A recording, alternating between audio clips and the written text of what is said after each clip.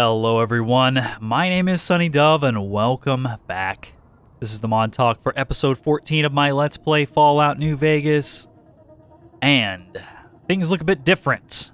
First of all, let me apologize for my absence in the past couple months. I had a dying hard drive along with some other stuff, like lack of motivation and, well, just been busy with work and whatnot. So I took a bit of a break. Didn't really plan on it, but it happened. Sorry about that.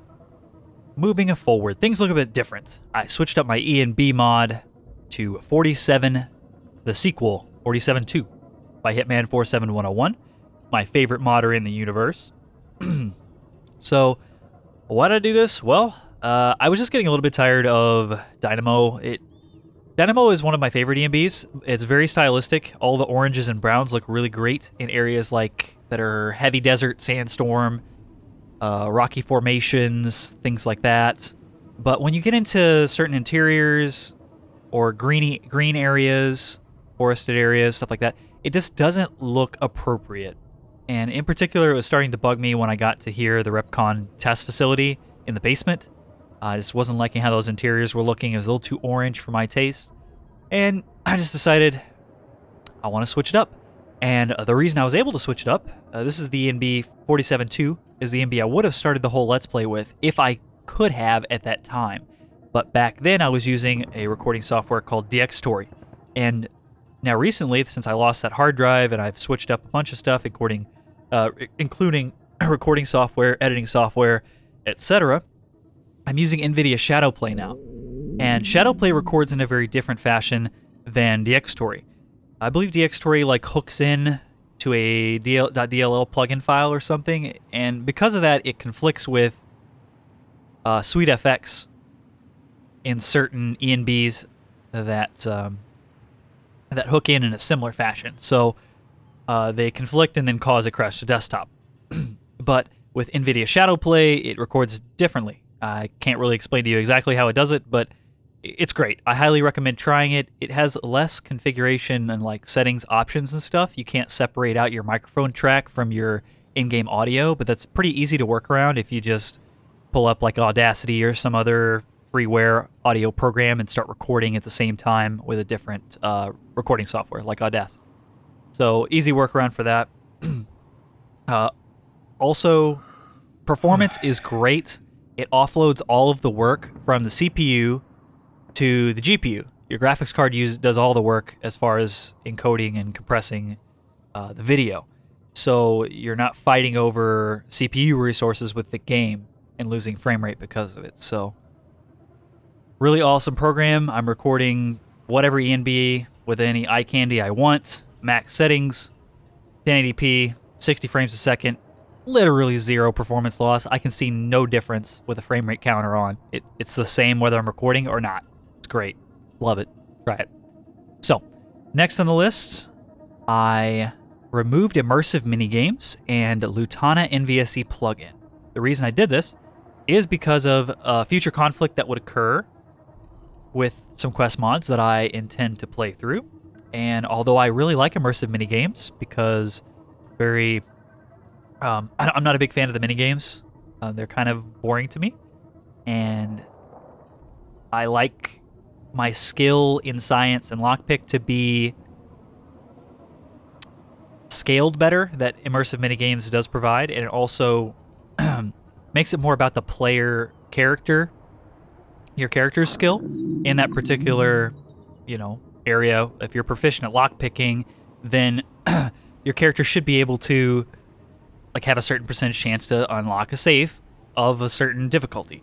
But the way they tier the locks in the vanilla game is kind of stupid. It's the difference between 49 lockpick and 50 lockpick is massive, because at 49 lockpick you can do easy and very easy, but at average or at 50 you could do average, very easy, and easy. So it's a bit annoying, but it's preventative maintenance to me. Playing through the quest mods that I'm going to is more important than having better workarounds for the minigames for unlocking stuff. So, that said, I also swapped out those custom loading screens that I was using. You guys might recall I had a loading wheel and these really awesome concept art loading screens for the first few episodes, or for the first 13 episodes of the LP, and I really liked them. But I was told actually by Hitman 47101, my favorite modder in the multiverse, that because those loading screens are so huge, they were like multiple megabytes per loading screen, they were causing the stuttering of my audio, particularly the music was getting really annoying, and that's why I turned off the music earlier in the LP, because as I was loading into new areas, it's loading those big loading screens at the same time as playing that music, and I guess it like somehow bottlenecks, and you start getting just massive audio stutter. So although I love those loading screens are really cool, I decided to kick them out of the load order. Or they're not even a plugin, so they're not in the load order. But I deleted them, and I picked up a different loading wheel. I guess I could show you. And I may as well go ahead and walk around, because I can show you what the ENB looks like. 47.2 ENB is really awesome. It has great cloud textures, awesome skies, very bright and colorful. It's very, like, I want to say it's kind of like blurry and like looks very anti-aliased. I think that's from like the either SMAA or something. I'm not really an expert on ENB or SweetFX, but all I know is it looks really pretty. And I do have a custom depth of field that I swapped out, because I don't really like the ones that most people use. They're too, like, the bokeh effect is like way too obnoxious on most people's ENBs, and it's really distracting to gameplay. And the really heavy depth of fields that like super blur everything in the distance are just they cause too big a hit to your frame rate, and I'm like a frame rate Nazi, so if I can run a game at 120 FPS, I want 120 frames all the time, because I have a 120 hertz monitor. But Fallout New Vegas is best ran at 60 FPS because the physics are linked to the frame rate, so you don't want to go beyond 60. But that is pretty irrelevant to what I'm talking about right now, so let's get back on track. Everything looks really awesome. Everything, let's see. Oh, I was going to say, like, the distant terrain looks pretty nice with this ENB, particularly better than other ENBs. I'm not really sure why. I think it's something to do with the anti-aliasing that it uses with the SweetFX or something.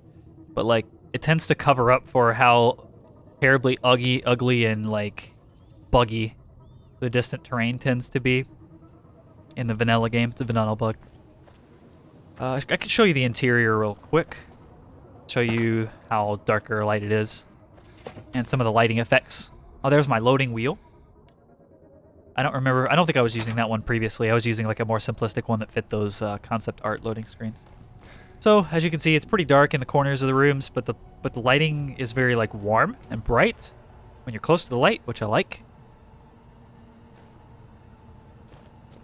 Really cool like glare effects on various lights, like this vending machine.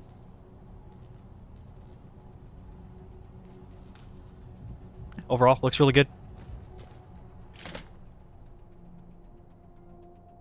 And I guess, yeah, I guess I'm back to the default vanilla loading screens. I don't think I replaced them with anything custom.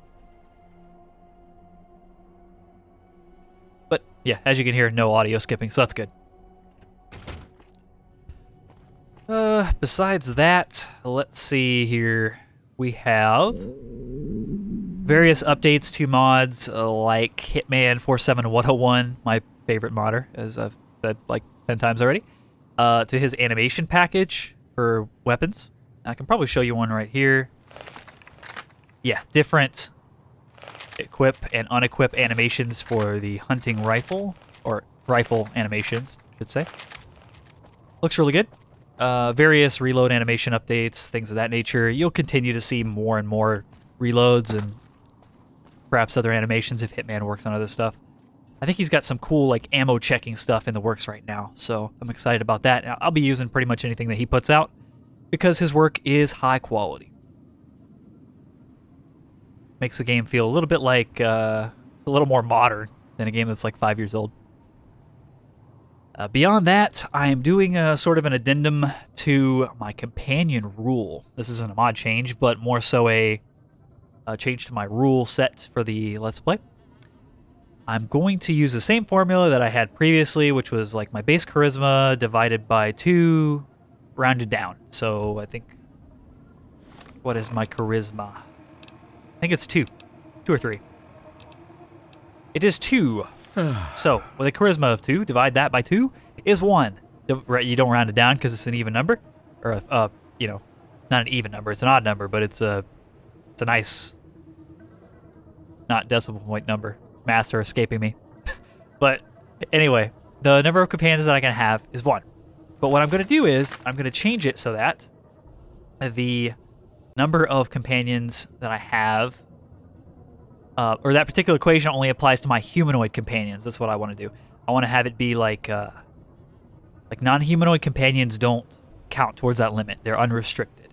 And although that does open the opportunity to be pretty abusive, and like just load up on all the dogs and like robots or whatever like that I could possibly get for non-humanoids, I don't plan on doing that. Like Azrakal's not going to be a character that like runs around with a big gang, like a posse of NPCs. That's just like, that's not how he wants to be. Like I'm going to have like 2-3 people tops follow me around, and I'm going to have a particular purpose for each of them. That's definitely like the way he approaches having companions is how useful are they to me, and are they worth having around? Every character is a tool in a toolbox of people that I know. Like Boone's like a chainsaw or something like really obnoxious and loud, and or he's like a machine gun. Yeah, he's like a M60 or something. He's gonna piss the Legion off and shoot everything. Might not be the best for every situation. So, other companions might suit me better. They probably will. After that, let's see. That brings me to the end of my list. Now, many of you may not even notice this. The people that skip over this Montauk video will probably not even notice it. And some of you wouldn't either if I don't tell you explicitly. I actually remade my character because I did have a dying hard drive, and I just kind of wanted to like fresh install a bunch of stuff and redo. I didn't like really redo my load order. Like I backed up my data folder, and it's basically the same load order. And this is pretty much the same character. I played it through the exact same way, but it is actually a different character. I allocated my stats like the same way as I intended to with the new ghoul trait that I picked up like halfway through, like or at the beginning of like episode 7 or 8 or something. If you're curious what my stuff is, like strength is being lowered by something. What is it? I guess it's the I'm starving. That's why. I'm -1 strength, -1 agility because I'm hungry. But if you're curious, this is my stat allocation. I've got, looks like 3 strength, 5 perception, 9 endurance, 2 charisma, 6 intelligence, 6 agility, 7 luck. And my skills at the moment, I'm the exact same level as where I left off. Like I'm almost exactly the same place on the XP bar. I played it through to the T the same way. I've got 60 barter, 19 energy weapons, 17 explosives. Let's see, I don't know what my guns are at. I think it's like +2 on top of that without the agility. It's like 51 guns, I think. 17 lockpick, 18 medicine. I think 14 melee weapons, 23 repair, 21 science. Yeah, you can read this. Like the important shit. Speech is 50 +5 from the business wear. Survival is like 27, I think, +5 from something. Unarmed 29. You get the idea. I picked all the same traits, or the same perks and stuff. All my stuff is still the same, like accepted by Novak, neutral NCR, soft-hearted devil, powder gangers, vilified, good springs, neutral, Caesar's Legion. I don't know if I actually got to the secondary, or actually it's the primary reason why I replayed the character up to this point. My charisma was so messed up from... I did that console command where I did like force actor value or something, and apparently you're not supposed to do that. It like blows up the game. So I had like my charisma was like in the negative, and then I tried to fix it, and then by fixing it I like raised it up to like 10 or something, I think. And I couldn't figure out a way to correct. I had permanently fucked up my charisma for the whole LP, so I was just like, I was really upset about that because it was messing up my skill values primarily. Those are the things that really bothered me. It was making my speech and barter like way lower than they were supposed to be. So that was actually the primary reason why I remade the character and played exactly the same way up until this point. And it was kind of secondary that I had the hard drive issues, and I just kind of wanted to do a fresh install of some stuff and switch up some software, change editing software, change recording software. My whole workflow is going to be different, which could be interesting. I hope that I'm able to make the videos better than I have in the past. But if you do see any hiccups in the audio or video or things of that nature, they will certainly improve and be fixed if there are any issues. So I think that wraps it up for the Mod Talk episode 14. Should be up very briefly after this is up as well. So very excited. Fallout 4 is coming out, guys. Got to get the ball rolling. We got to get lots of episodes out. I want to get this LP I want to play through like the majority of this LP before Fallout 4 comes out, and I'll probably do a Fallout 4 LP. So until next time, I'll catch you guys on the flip side. Later.